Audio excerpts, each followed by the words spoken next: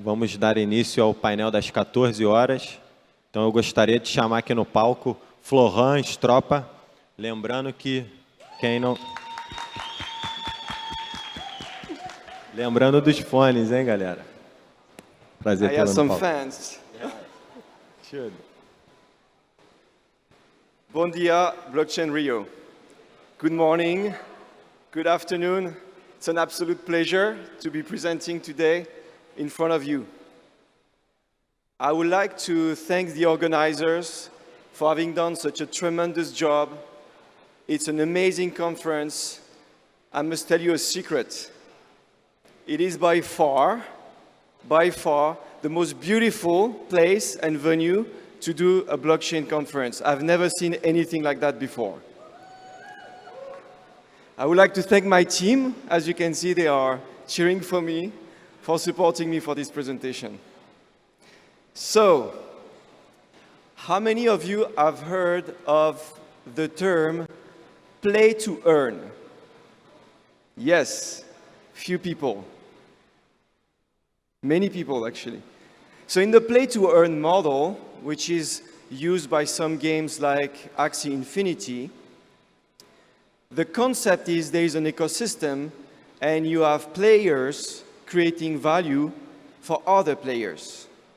The ecosystem is somehow closed. I'm going to talk about the connect to earn, which is a different paradigm. In this paradigm, value is created outside of the ecosystem and feeds back in. I'm Florent Stroppa, VP of Product at Nodle, and at Nodle Network, we are actually working on Connect to Earn and providing value through connections. So what does Nodo do?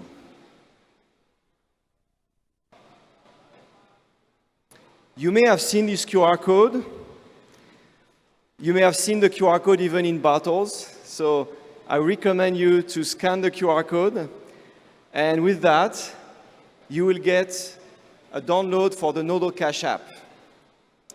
The Nodle Cache app is some kind of a magic wallet. Because as soon as you install it, you start earning Nodle. There is no registration. There is no setup. You just download and you're ready to go. Basically, this app transforms your smartphone into a node. And a node connects, and it earns. It connects the digital world with the physical world. And as a reward, you get the token, which is called Nodle, and it's the native crypto token of the Nodle Network. How does it connect? What does it actually do? First of all, it relies on the power of smartphones. Smartphones is the most widely spread piece of technology on Earth. It is usually, on average, the most powerful device that people have. Of course, you may have a computer. I'm sure you all have computers here.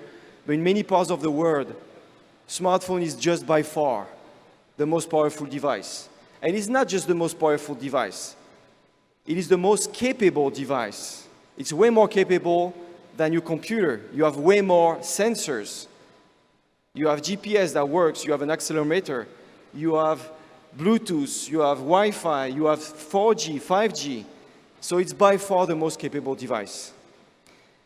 And for the connect to earn, what matters is technologies that are short range. BLE, which is Bluetooth Low Energy, or QR code or NFC. And there are different ways to connect. Either you connect passively, so the user just doesn't know that the connection is being made, is done in his background, or it's actively. The user needs to do something like scanning a QR code or tapping for his NFC. And there are different kinds of nodes. So I talked to you about the Nodle Cache app, but there are other ways to have a node. You may even have a node on your phone already if there is an app integrating the SDK. What does it connect? It connects the previously unconnected. It provides a physical connection between the network users, the people who have a need to connect, and unconnected assets. It's better if I explain with some use cases. The first one, which is quite simple to understand, is you have an insurance company who is insuring bikes. So we want to make sure that we are able to recollect bikes when they are stolen. To do that, there is a simple beacon, a Bluetooth beacon on a bike, and you are able to locate when the bike is stolen. It's very similar to Apple Find My. You could actually buy an AirTag today, but usually it's $20. So for an insurance company, if they want to do it on a very large fleet, they want something which is much less expensive. And the Nodle Network can provide that. You could also track other kind of assets, like livestock. So farmer could use that to track his livestock. But it's not about tracking only or getting just the location. There is also a way to collect data. We're not talking about huge amount of data. We're talking about something very simple. You could have a machine, like a snack distribution machine, and the level of the different parameters inside could be collected whenever there is a node around. It's much less expensive than having someone check what is going on, or putting a 5G connection or 3G connection. The cost is just dramatically lower. And another interesting use case that can be enabled is what we call offline analytics. So of course, in the online world, it's very easy to track page views. But how do you track how many people are around a billboard advertisement, for instance? You just have to put a beacon inside, and this beacon would collect the number of Bluetooth devices that are around. Of course, it's not precise, but it's a good enough proxy to compare what is most popular within a city. You could also use this technology to fight counterfeiting, for instance. So you can put a Bluetooth device, a Bluetooth beacon, inside, for instance, a piece of fashion, and then you could NFC it, and you would have a proof of authenticity that would be on the chain.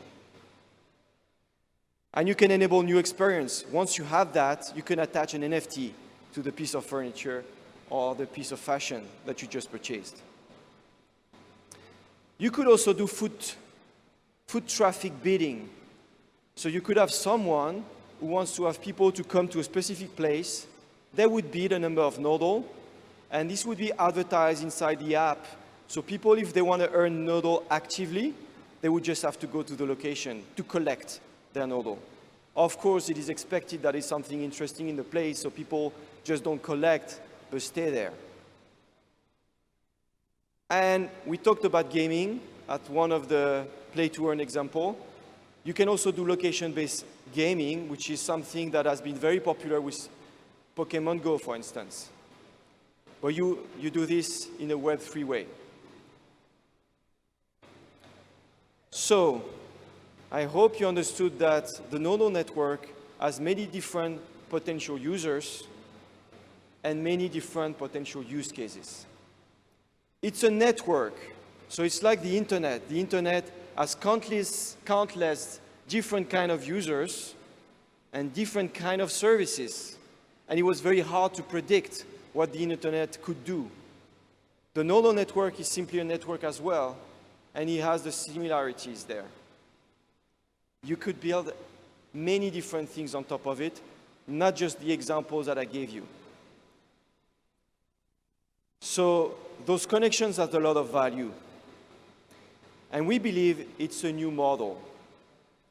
So in the digital world, what is very common is to monetize a mobile application, people would put advertisement on top of it.